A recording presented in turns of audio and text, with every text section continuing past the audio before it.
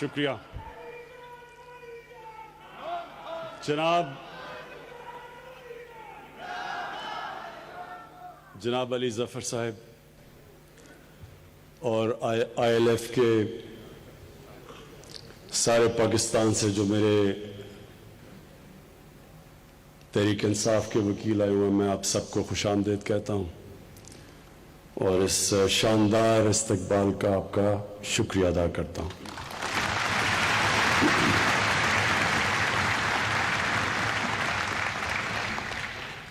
مجھے علی ظفر کی جو انہوں نے مختصر تقریر کی، مجھے جو چیز پسند آئی، انہوں نے حضرت علی رضی اللہ تعالیٰ کا، انہوں نے جو ان کا قول تھا کہ کفر کا نظام چل جائے گا، لیکن ایک نظام جس میں ناانصافی اور ظلم ہو وہ نہیں چل سکتا۔ یہ اس سے پہلے جو احمد اویس نے بات کی کہ مدینہ کی ریاست یہ کیا تھی، کہ میں نے جان کے الیکشن سے پہلے مدینہ کی ریاست کی بات نہیں کی، کیونکہ میں یہ نہیں چاہتا تھا کوئی یہ سمجھے کہ میں اس کو استعمال کر رہا ہوں ووٹ لینے کے لیے۔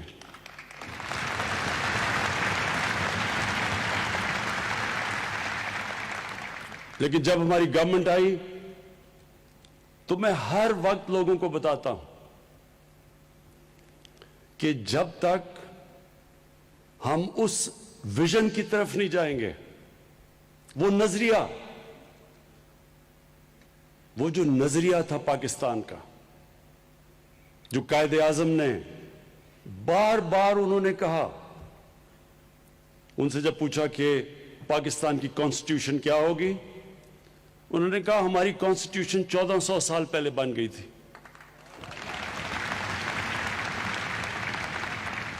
اور علامہ اقبال کو جتنا آپ پڑھیں تو وہ ایک ہی چیز کہتے تھے۔ علامہ اقبال یہ کہتے تھے کہ جو مسلمان معاشرہ تھا وہ جب بھی اٹھا ہے تو وہ ان اصولوں کی طرف گیا جو مدینہ کی ریاست کے اصول تھے۔ تو آئی ایل ایف، آپ وہ لوگ ہیں جن کے اوپر بہت بڑی ذمہ داری ہے، کیونکہ جو مدینہ کی ریاست کا جو بیسس تھا وہ قانون کی بالادستی تھی، یعنی کوئی انسان قانون کے اوپر نہیں تھا۔ جب نبی صلی اللہ علیہ وسلم سے پوچھا کسی نے کہ جی وہ قریش کی خاتون ہے، اس نے چوری کی تو اس کو معاف کر دیں، انہوں نے تب کہا کہ میری بیٹی بھی اگر چوری کرے اس کو بھی سزا ملے گی۔ کوئی قانون سے اوپر نہیں تھا۔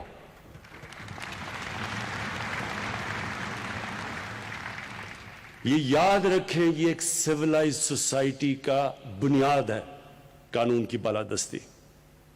کوئی سوسائٹی جس کے اندر قانون کی بالادستی نہیں ہے، رول آف لا نہیں ہے، کبھی مقابلہ نہیں کر سکتی اس معاشرے کا جس میں رول آف لا ہے۔ مسلمانوں سے پہلے رومنز دنیا کی سپر پاور تھے، رومن لا تھا، باقیوں کو وہ باربیرینز کہتے تھے کیونکہ ان کے پاس قانون نہیں تھا۔ گریکس اس سے پہلے تھے، ان کی سٹی سٹیٹس تھی، ڈیموکریٹک تھی، قانون تھا، وہ آگے نکل گئے دنیا سے۔ جب مسلمانوں کا عروج ہوا تو میں اس لیے بار بار اپنی یوتھ کو کہتا ہوں، نوجوانوں کو کہتا ہوں، وہ سٹڈی کریں، وہ تاریخ کا حصہ ہے، وہ کوئی میتھولوجی نہیں ہے۔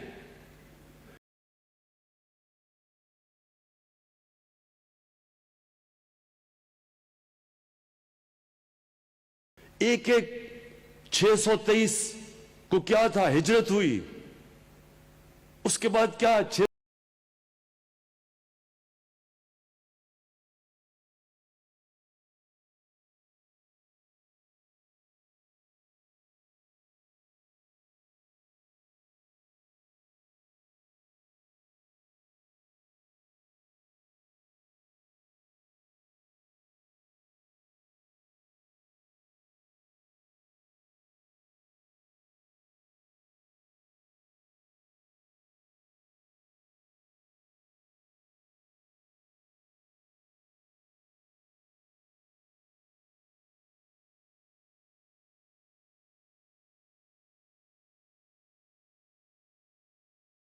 بیزنٹائن یارموک کی جنگ کے اندر ہار جاتا ہے، جو 625 صرف 313 لڑنے والے تھے۔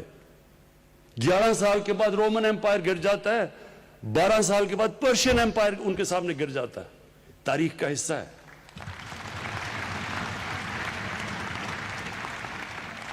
تو کیا وہ قدم اٹھائے ہمارے نبی صلی اللہ علیہ وسلم نے جس سے یہ اتنا بڑا دنیا کی تاریخ کا انقلاب آیا؟ یہ ہمیں اسٹڈی کرنا چاہیے۔ میں نے یہ اپنے ہائر ایجوکیشن کو کہا ہے کہ ہماری یونیورسٹیز کے اندر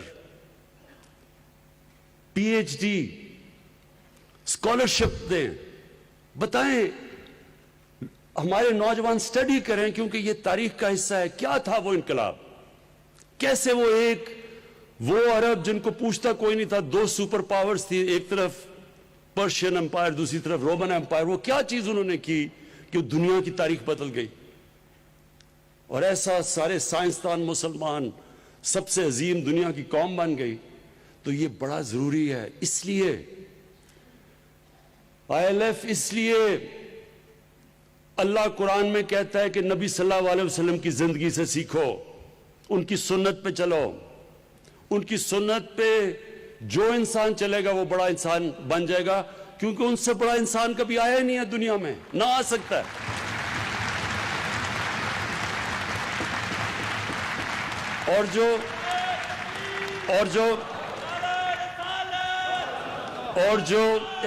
سنو، اور جو مدینہ کی ریاست تھی، جو بھی ملک ان اصولوں پہ عمل کرے گا وہ اوپر اٹھ جائے گا۔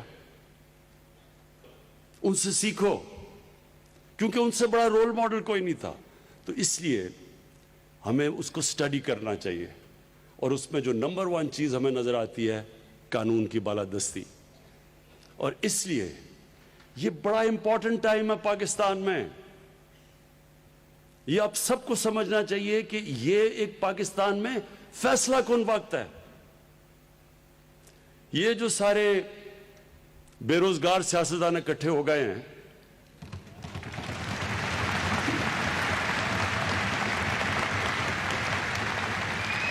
اس کا ایک منٹ سنو، اس کا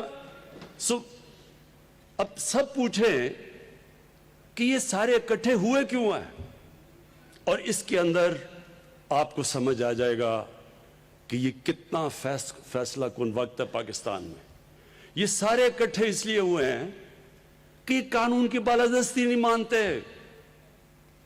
یہ کہہ رہے ہیں اصل میں کہ ہم قانون سے اوپر ہیں، ہم جواب دہ نہیں ہیں، ہم چوری کریں، ہم ڈاکے ماریں، ہمیں کوئی ہاتھ نہ لگائے، ہم اگر کوئی ہاتھ لگائے گا تو جناب یہ انتقامی کارروائی ہوگی، عدالت فیصلہ کرے گی۔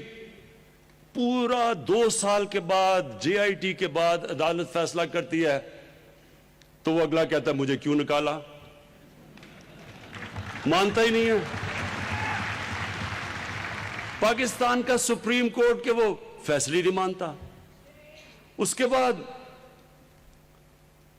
ان کے سارا جو فیملی ہے وہ کوئی مانتی نہیں ہے۔ تو وہ کیوں نہیں مانتے؟ کیونکہ وہ اصل میں یہ کہہ رہے ہیں کہ ہم قانون کے اوپر ہیں، پاکستان کا قانون ہمارے لیے نہیں ہے، ہم کوئی خاص کلاس ہے، یہ جو مرضی کرو ملک میں۔ ہم شروع ہوئے 1 فیکٹری سے 30 فیکٹریاں بن گئی، اربوں روپیہ آ گیا، باہر پراپرٹیز آ گئی، لیکن ہمیں کوئی نہیں پوچھ سکتا۔ اور یہ ہے اصل میں، یہ ہے فیصلہ کل وقت پاکستان میں۔ کیا یہ کلاس جنہوں نے 30 سال سے صرف یہ دیکھ لیں گے 30 سال پہلے ان کے پاس کیا تھا اور آج کیا ہے، اگر یہ کلاس یہ سمجھ رہی ہے کہ سڑکوں پہ نکل کے عمران خان کو بلیک میل کر لیں گے، تو آپ نے ابھی پہلے دیکھ لیا کہ جلسے کتنے بڑے بڑے ہم نے کیے ہیں۔ میں یہ سارے مل کے بھی یہ کوئی 2 سال بھی جلسے کر دیں تو ایک جلسہ ہمارا ان سے زیادہ تھا۔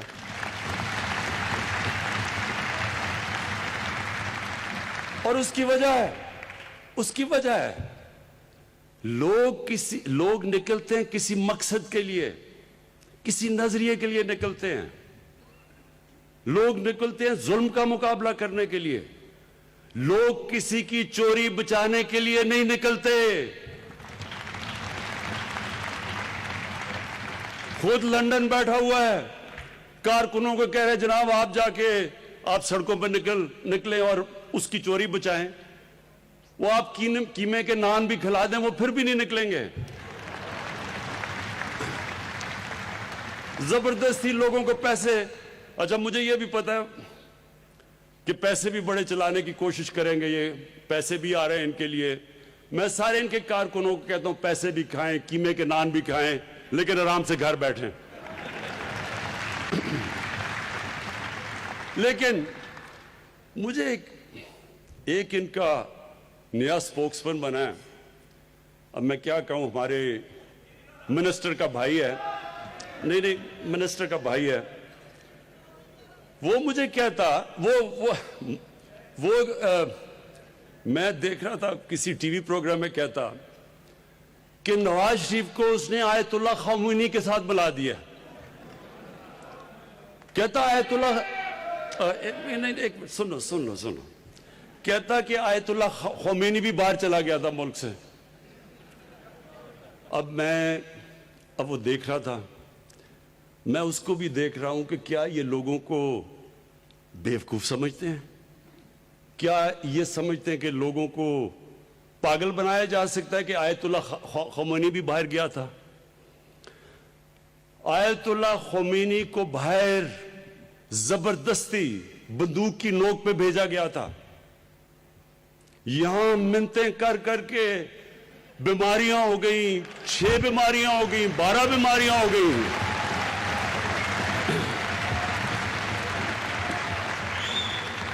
مجھے یاد، اب ہماری کیبنٹ کی میٹنگ ہو رہی ہے، سنیں ذرا، ابھی نہیں، سنیں کیبنٹ کی میٹنگ ہو رہی ہے، یہ ذرا سنیں۔ اب جناب کیبنٹ کی میٹنگ ہو رہی ہے، ہمیں ایک عدالت نے کہہ دیا کہ جی اگر نواز شریف کو کچھ ہو گیا تو گورنمنٹ ذمہ دار ہے۔ اب ہم عدالت کی بھی رسپیکٹ کرتے ہیں۔ کیبنٹ کی میٹنگ ہو رہی ہے، 6 گھنٹے میٹنگ چل رہی ہے، ڈاکٹرز بیٹھے ہیں کہ جی یہ بھی بیماری ہوگی، اس کو یہ بھی بیماری ہوگی، اس کو یہ بھی بیماری۔ اب ہم سارے بیٹھے پریشان سن رہے ہیں کہ اتنی بیماریاں ایک آدمی کو ہو سکتی ہیں۔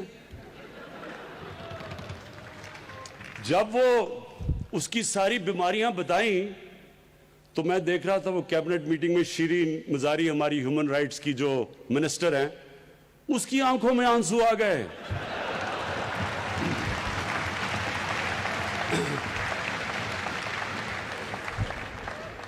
اب جو بھی شیرین کو جانتی ہیں، اگر شیرین مزاری کی آنکھوں میں آنسو آ گئے تو سوچیں کہ کس طرح کی بیماریاں ہمیں بتائی گئی تھی۔ ہمیں خوف آ گیا کہ یہ وہ جہاز کی سیڑھیوں پہ بھی چڑھ سکے گا یا نہیں، اور یہ وہ وہاں جا کے جیسی لندن کی ہوا لگی، ایک اور نواز شریف نکلا ہے، اور اس کو زبیر کہہ رہے کہ یہ آیت اللہ خمینی کے ساتھ مقابلہ کر رہا ہے اس کا۔ آیت اللہ خمینی پیار کرتی تھی، آیت اللہ خمینی اس کے لیے ہیلی کاپٹر سے لاہور سے نہاریاں نہیں آیا کرتی تھی، وہ تھوڑا سا دہی اور روٹی پہ گزارا کرتا تھا۔ وہ جب آیت اللہ خمینی اس دنیا سے گیا تو وہ چھوٹا سا اس کا گھر تھا، وہی سرکار مدینہ کی ٹریڈیشنز پہ، ان کی سنت پہ چل رہا تھا۔ انہوں نے بھی مسجد نبی میں رہے۔ جب مسلمانوں کی فوجیں سارے عرب پہ چھا گئی، انہوں نے محلات نہیں بنائے۔ آیت اللہ خمینی کی لندن میں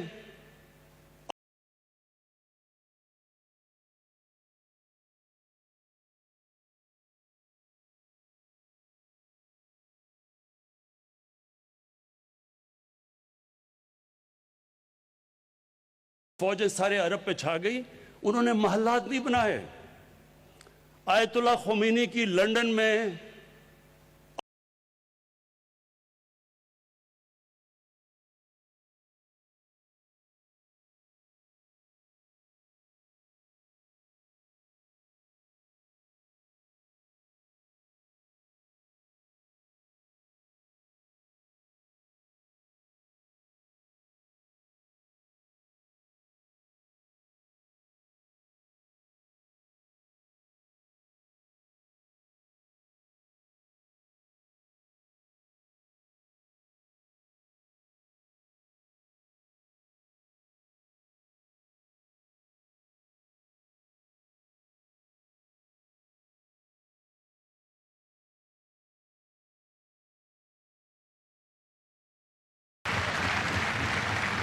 میں تو کوئی وزیر نہیں تھا, میں تو کوئی وزیر اعلیٰ نہیں تھا, میں تو کرکٹ کھیلتا تھا, انٹرنیشنل کرکٹر تھا. اس کے باوجود عدالت کے اندر میں نے جو انہوں نے میرے سے ڈاکیومنٹس مانگی, 40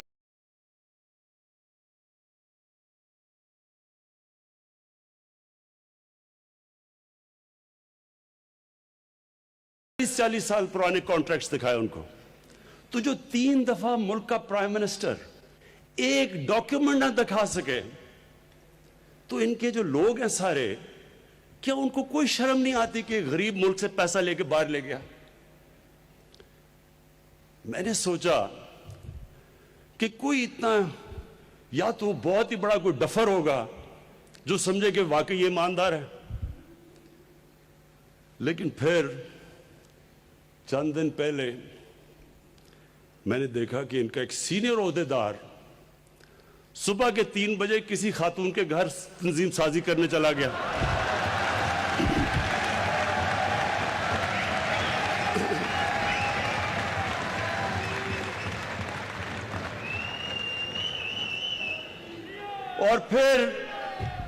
اور بڑا حیران ہوا کہ اس خاتون کے بھائیوں نے مارا کیوں اس کو.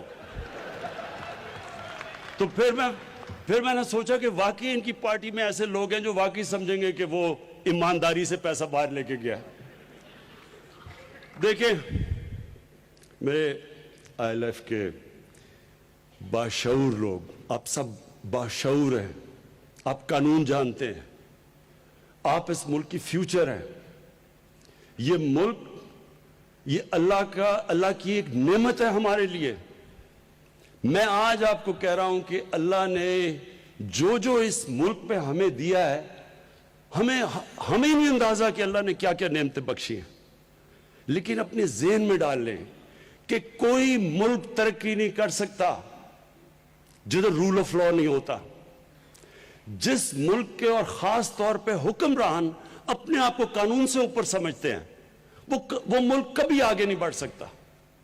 سوئٹزرلینڈ ہے, امیر ترین دنیا کا ملک ہے, کچھ بھی نہیں ہے اس سوئٹزرلینڈ کے پاس. ہمارے یہ جو ناردرن ایریاز کے جو پہاڑ ہیں, جو یہاں جس نے بھی یہ پہاڑ دیکھے ہیں, میں نے سوئٹزرلینڈ دیکھا ہے, وہ مقابلہ ہی نہیں کر سکتا جو خوبصورتی اللہ نے یہاں دی ہے.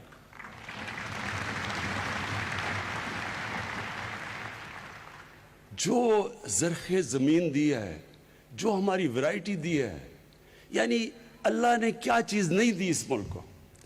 لیکن یہ ذہن میں ڈال لیں کہ کبھی بھی کوئی ملک جب اس کے حکمران اپنے آپ کو قانون سے اوپر سمجھتے ہیں اور جب وہ کرپشن پہ لگ جاتے ہیں, کوئی ملک ترقی نہیں کرتا. دنیا میں وسائل میں امیر ترین ملک ہیں, ہمارے سے بھی زیادہ وسائل ہیں, لیکن ہمارے سے زیادہ غربت ہے, کیونکہ وہاں بھی ایسے لوگ بیٹھے ہوئے ہیں حکمران جو ملک کا پیسہ چوری کر کے باہر لے جاتے ہیں. آج یہ آپ کو سمجھنا ہے کہ دنیا سے ہو کیا رہا ہے. ہم اکیلے نہیں ہیں جو پاکستان میں جدھر ہماری ریسورسز چوری کر کے باہر جا رہی ہیں. دنیا میں غریب, یہ ابھی رپورٹ آئی ہے کہ دنیا میں جو غریب ملک ہیں ان سے ہر سال 1000 ارب ڈالر چوری ہو کے جاتا ہے مغربی ممالک میں, لنڈن میں, بڑے بڑے فلیٹس میں, آف شور اکاؤنٹس میں. ہر سال 1000 ارب ڈالر غریب ملکوں سے امیر ملکوں پہ جا رہا ہے. اس لیے تو آپ دیکھ رہے ہیں کشتیوں میں لوگ کوشش کر رہے ہیں یورپ جانے کے لیے, مر رہے ہیں, ڈوب رہے ہیں امیگرنٹس جو ہیں, کیونکہ وہ جانا چاہتے ہیں ادھر, کیونکہ ان کے ملک کھوکھلے کر دیتے ہیں. یہی جو ایلیٹ ہے یہ چوری کر کے ملکوں کو کھوکھلا کر دیتی ہے. پیسہ جب یہاں سے باہر چلا جائے تو نوکریاں تو باہر ملیں گی, یا اسکولوں میں اور ہسپتالوں میں پیسہ کیسے خرچ ہوگا جب جو بھی سربراہ وہ اپنا چیک اپ بھی ملک سے باہر کروائے ہاسپٹل میں, تو یہاں ہاسپٹل کیسے ٹھیک ہوں گے؟ پیسہ تو باہر جا کے خرچ کر رہا ہے. تو یہ بڑا امپورٹنٹ ہے آپ کے لیے سمجھنا. یہ جو اس وقت جنگ ہو رہی ہے یہ فیصلہ کن جنگ ہے. یہ اسٹیبلش کرے گی کہ سارے لوگوں کے اوپر قانون جتنا مرضی طاقتور ہو, قانون کے وہ نیچے ہے, اور وہ جتنی مرضی یہ بلیک میل کریں. یہ میں آج آپ کو بتا دوں کہ جس دن جو مشرف نے کیا تھا وہ پریشر میں آ کے وکلا موومنٹ چلی تھی جس میں ہم نے سب نے شرکت کی، مقصد تو اس کا کچھ اور تھا. ہم تو آزاد عدلیہ چاہ رہے تھے اور شکر ہے آج پاکستان کی عدلیہ آزاد ہے. لیکن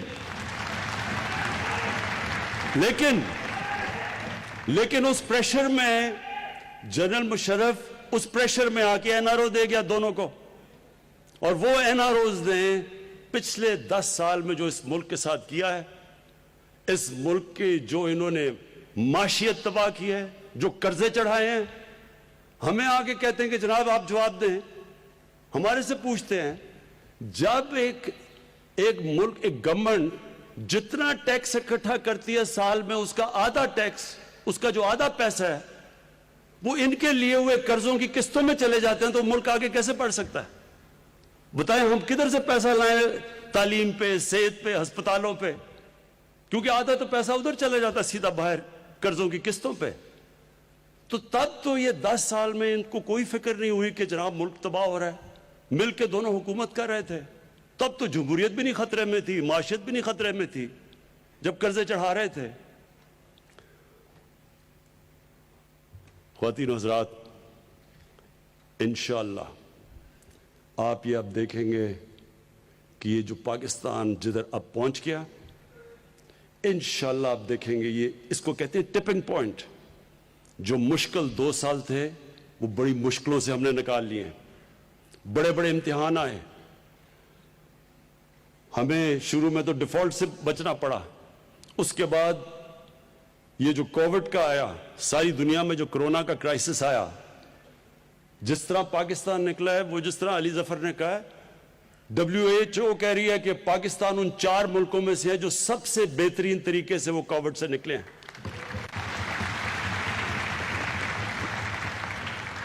ادھر سے نکلے تو پھر یہ جو ڈاکوؤں کی کولیشن ہے، انہوں نے کوشش کی ہمیں فیٹف کے قانون کے اوپر پھنسانے کی. انہوں نے کہا اگر آپ فیٹف پہ اگر میں بلیک لسٹ ہو جاتے ہیں تو پاکستان کے اوپر سینکشنز لگ جائیں گی، تو معاشی تو تباہ ہو جائے گی. تو فیٹف کو بلیک میل اس سے کیا ہمیں این آر او لینے کے لیے. این آر او کہتے جی اچھا منافقت دیکھیں، ہم کوئی این آر او نہیں مانگ رہے. وہ جو انہوں نے ہمیں جو کہا جی ہم فیٹف میں تب آپ کے ساتھ چلیں گے اگر 34 شکیں نیب کے قانون کی 38 میں سے 34 شکوں کو چینج کرو، تب ہم فیٹف کے اوپر ووٹ دیں گے. مطلب نیب کو ختم کر دو. اس پہ کوشش کی، بلیک میل کی. جب ادھر سے نکلے تو اب یہ گھبرا گئے. گھبرائے اس لیے ہیں کہ پاکستان اس وقت اوپر جا رہا ہے. اس مہینے آپ حیران ہوں گے سب کہ ساری دنیا میں اس وقت مشکل حالات ہیں. پاکستان میں جو سیمنٹ کی سیل ہوئی ہے پچھلے مہینے، وہ پاکستان کی تاریخ میں سب سے زیادہ ہوئی ہے. جو پچھلے مہینے موٹر سائیکلوں کی جو موٹر سائیکل کی سیل ہوئی ہے پاکستان میں، وہ بھی ریکارڈ سیل ہوئی ہے 1 مہینے میں. اس کا مطلب کہ ملک آگے نکل رہا ہے. اس کا مطلب کہ ہم اب وہ برے بحران سے نکل رہے ہیں. اس لیے بھی ان کو مشکل پڑی ہوئی ہے کہ جلدی جلدی سے تبدیلی لے گورنمنٹ چینج کرو. دیکھیں، اور یہ جو ایک آخر میں 2 پوائنٹس کہنا چاہتا ہوں. انہوں نے یہ جو بات کی، جو پاکستانی فوج کے اوپر انہوں نے جو حملے کیے ہیں اور جو زبان استعمال کی ہے، میں صرف ایک چیز کہنا چاہتا ہوں کہ اگر کوئی بھی ایک اس وقت اگر ہندوستان کا ایجنڈا کوئی بھی لے کے پھر رہا ہے تو وہ یہ لے کے پھر رہے ہیں.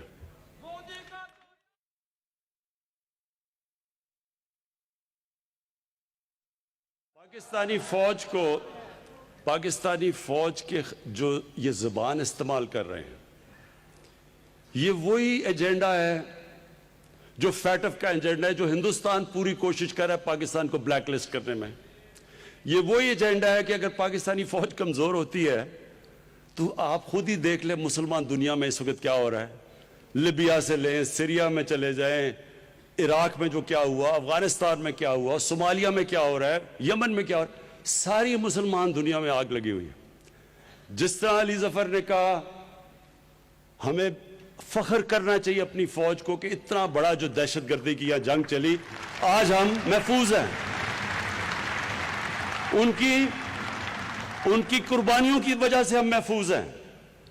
اور یہ پاکستانی فوج کے اوپر یہ جو انگلیاں اٹھا رہے ہیں, میں ان سے سوال پوچھتا ہوں کہ مجھے کیوں نہیں کوئی پرابلم, مجھے کوئی پاکستانی فوج سے کیوں پرابلم نہیں ہے, مجھے کیوں ہر جگہ پاکستان کی فوج کھڑی ہے, پاکستانی گورنمنٹ کے ساتھ, ہر ایجنڈا کے ساتھ کھڑی ہے, ہمیں کیوں نہیں پرابلم؟ کون سا میرا منشور ہے جس کے پیچھے ہماری فوج نے مدد نہیں کی, بلکہ ادھر جدھر فوج نہیں بھی کرتی, مثلا کرونا میں انہوں نے ہماری مدد کی, فوج کا تو کام نہیں تھا. ہاں کراچی میں مدد کی, جدھر بڑا بچایا, جو نالوں کے اندر انہوں نے فوج کی وجہ سے صفائی کی, بچ گیا کراچی. ایک منٹ سن لیں, ایک منٹ سنیں پلیز سن لیں. تو میں ذرا آج کو بتانا چاہتا ہوں کہ ان کا مسئلہ کیا اور مجھے کیوں نہیں کوئی مسئلہ. یہ آپ نے سب نے سمجھنا ہے کہ یہ ایشو ہے کیا.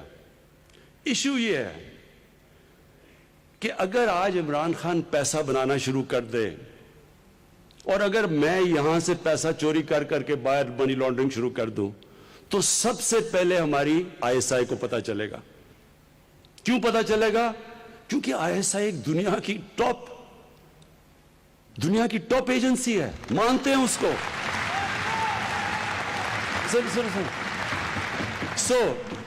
یہ ذرا سمجھنے کی کوشش کریں آپ. مجھے اس لیے نہیں پرابلم کیونکہ ISI کو پتا ہے کہ عمران خان کیسی زندگی گزار رہا ہے. ان کو کیوں پرابلم ہے؟ کیونکہ باقی سارے اداروں کو تو یہ کنٹرول کر کے بیٹھ جاتے ہیں. جو سپریم کورٹ کے اندر جب وہ کیس چل رہا تھا پینما کا, تو سپریم کورٹ کے اندر جسٹس کھوسا نے کیا کہا تھا؟ انہوں نے کہا سارے پاکستان کے ادارے مفلوج کر دیے گورنمنٹ نے. کوئی بھی پاکستان کا ادارہ انڈیپینڈنٹ فنکشن نہیں کر رہا, نہ نیب کر رہی ہے, نہ SCCP کر رہی ہے, نہ FBR کر رہی ہے. کوئی بھی ادارہ یہ گورنمنٹ کو چیک نہیں کر رہا. جن کا کام چیک اور بیلنس کرنا ہے وہ سارے ادارے کنٹرول کر لیتے ہیں. ایک ادارہ رہ جاتا ہے, اب ان کو پتا ہے کہ پاکستان ISI کو ساری ان کی چوری کا پتا ہے. اب اس کو کنٹرول کرنے کی کوشش ہوتی ہے اور ادھر لڑائی ہوتی ہے. اس لیے تو نواز شریف کی ہر آرمی چیف سے لڑائی ہو جاتی ہے, کیونکہ وہ اس کو پنجاب پولیس بنانا چاہتا ہے. اور کیونکہ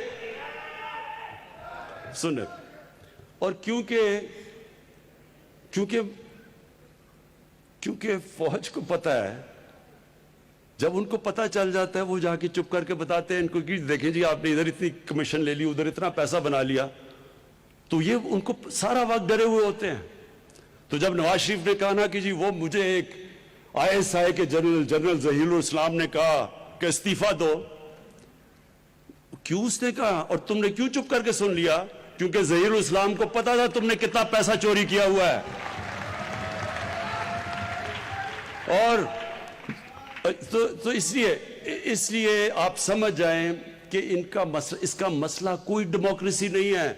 ڈیموکریسی تو میں ہوں, پاکستان کی سب سے زیادہ ووٹ لے کے آیا ہوں, پاکستان کی تاریخ میں 5 حلقوں سے جیتا ہوں. اور یہ جو کہتے ہیں کہ الیکشن میں دھاندلی ہوئی, ذرا کوئی الیکشن کا ریکارڈ تو دیکھ لیں 2013 کا اور 2018 کا. صرف ریکارڈ اٹھا کے دیکھ لیں. 2013 میں 140 تقریباً پٹیشنز تھیں جنہوں نے الیکشن کو کویسچن کیا 2013 میں نیشنل اسمبلی میں, اور 2018 میں 90 تھیں, اور 90 میں سے آدھی تحریک انصاف کی تھی. تو اگر پٹیشنز بھی آدھی آئی, 50% کم آئی ہیں, ان میں سے آدھے PTI تھی. تحریک انصاف کئی جگہ 50 ووٹ سے ہاری ہے, کئی جگہ 100 ووٹ سے ہاری ہے. تو اگر دھاندلی ہوتی تو کم از کم ہمیں کوئی کولیشن کی تو ضرورت نہ پڑتی اب تک. پوائنٹ میں یہ کہہ رہا ہوں کہ ہم پہلے دن سے تیار تھے کہ کھول دو الیکشن. انہوں نے تو 4 مہینے ہلکے کہے تھے, 1 سال لگایا کھولنے میں, وہ بھی دھرنا دینا پڑا. تو ہم تو پہلے دن, کیونکہ ہمیں پتا ہم نے دھاندلی نہیں کی. تو مسئلہ کیا ہے؟ مسئلہ ان کا یہ ہے کہ انہوں نے پوری طرح عدلیہ کو بھی برا بھلا, فوج کو برا بھلا, گورنمنٹ کو برا بھلا, صرف 1 پوائنٹ ایجنڈا ہے کہ کسی طرح ہم ان کی، کیونکہ یہ کوئی خاص قوم نکلی ہے، چوری بھی کر دیں تو ان کو کچھ نہیں کہنا، کسی طرح ان کو NRO مل جائے. یہ آج آپ کے سامنے سب کے میں کہہ رہا ہوں، جس دن ان کو NRO ملا، یہ اپنے ذہن میں ڈال لیں، یہ پاکستان کی تباہی ہوگی. پاکستان اس کے بعد نیچے جائے گا، پاکستان میں قانون کی بالادستی ختم ہو جائے گی. اگر ان کو NRO دینا ہے تو بیچارے غریب لوگ جو جیلوں میں گھسے ہوئے ہیں، ان کا کیا قصور ہے؟ ان کی تو لاکھوں کی چوروں میں بیچارے وہ جیلوں میں پڑے ہوئے ہیں، اور یہ اربوں کی چوری والے کہہ رہے ہیں جی ہمیں معاف کر دو. تو آخر میں ان کو بھی پیغام دینا چاہتا ہوں کہ آپ نے جو مرضی کرنا ہے، جتنے مرضی جلسے کرنے ہیں، جدھر آپ نے قانون توڑا، میں آپ کو آج واضح کر رہا ہوں کہ میں سیدھا آپ جیل میں جائیں گے، اور وہ جیل میں نہیں، اب VIP جیل میں نہیں جائیں گے، اب جائیں گے جدھر عام بیچارہ غریب آدمی، غریب جدھر مجرم جاتا ہے. اور آپ سب کے لیے میرے ILF کے دوستوں، میں آپ کو آخری 3 چیزیں کہتا ہوں. نمبر 1، سن لیں. نمبر 1، انشاءاللہ سارے میں وکیلوں کو ہیلتھ کارڈ دلواؤں گا.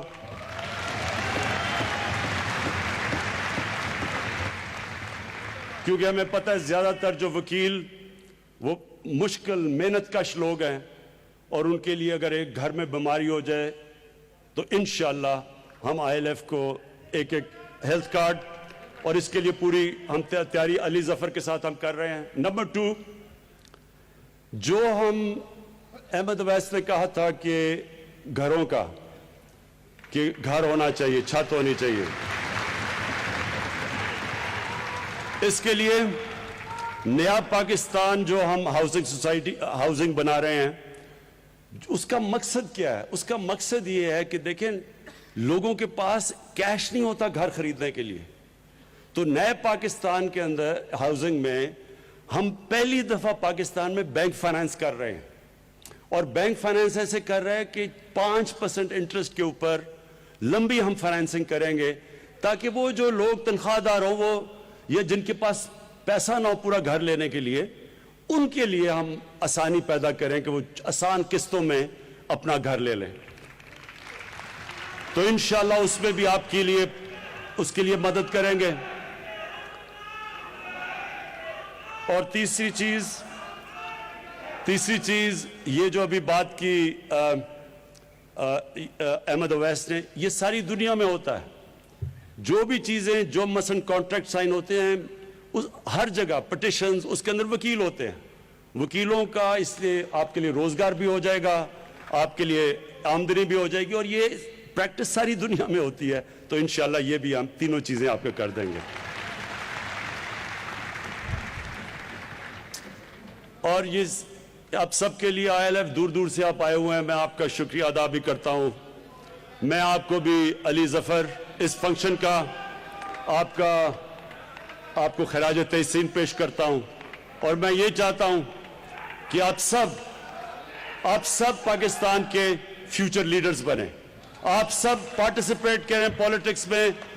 قائد اعظم محمد علی جناح ایک میرا لیڈر میں مانتا ہوں، اور وہ ہیں قائد اعظم محمد علی جناح، اور وہ ایک بیرسٹر تھے بہترین. انہوں نے، قائد اعظم نے ہمیں اصل میں بتایا کہ پولیٹکس کیا ہوتی ہے، نظریہ کیا ہوتا ہے، ایمانداری کیا ہوتی ہے. اور میں چاہتا ہوں کہ آپ سب وکیل ان کی مثال کے اوپر چلیں. بہت بہت شکریہ. وزیر اعظم